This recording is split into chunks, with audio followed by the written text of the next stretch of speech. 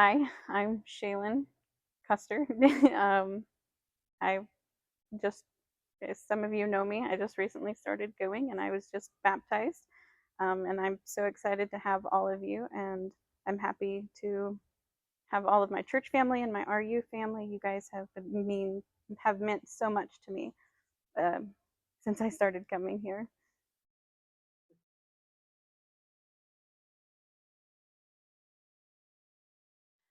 I struggled um, when I got pregnant. I knew there was some changes that needed to be made in my life, and I was kind of this lukewarm Christian. I didn't read my Bible. I just went off of what people have told me.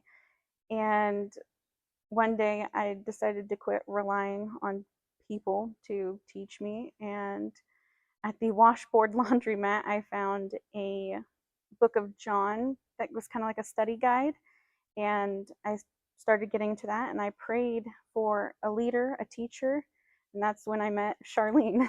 She told me that was also praying for somebody to teach, and she brought me here, and that's how I ended up here, and it's been a blessing.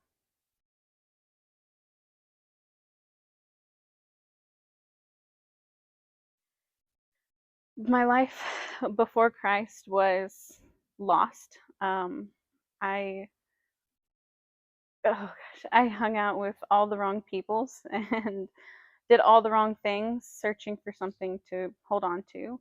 Um, I drank a lot, went to parties a lot. I also did witchcraft, and I was pretty deep into witchcraft. I've done blood rituals and many different kinds of spells. That I need to get rid of. I still have all my demonology books, spell books, notebooks, all kinds of stuff. And by the grace of God, I'm still here and still alive, really.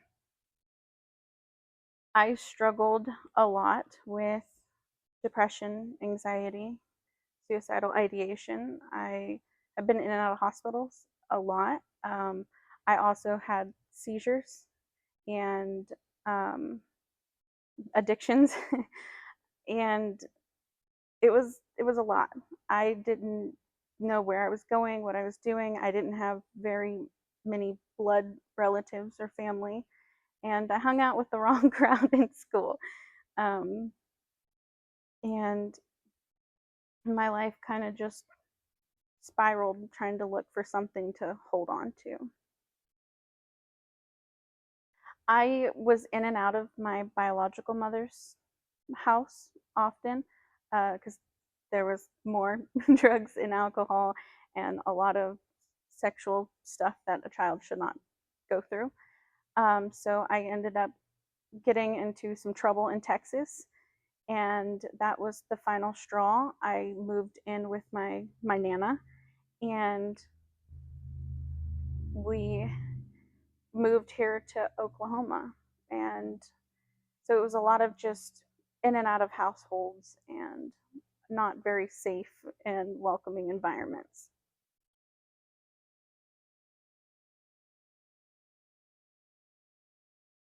My daughter, Flora Lily, she's what changed my life.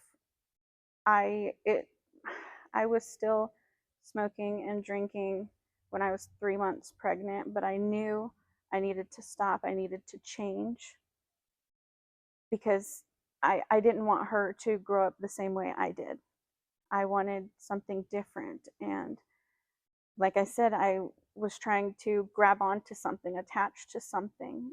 And I was attaching to the wrong things. And I knew, deep down, I knew what the right thing was, but I just couldn't get there on my own. And it scared me. And when I got pregnant, I knew things needed to change. Even though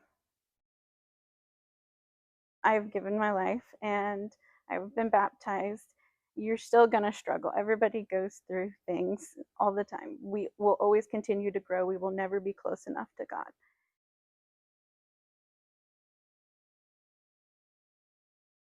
A verse that has really helped me a lot since the beginning is James 1, 2 through 3. It talks about how we should rejoice for all the trials that we go through, for it strengthens us and pushes us closer to our faith and to Jesus. And yeah.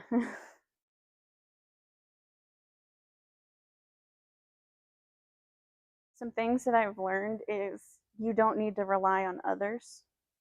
You need to find what pushes you and grounds you and come to Jesus.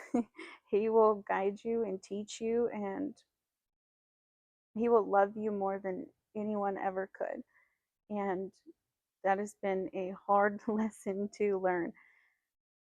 And just keep going, keep pushing through everything. I am still struggling to this day, and no one is perfect.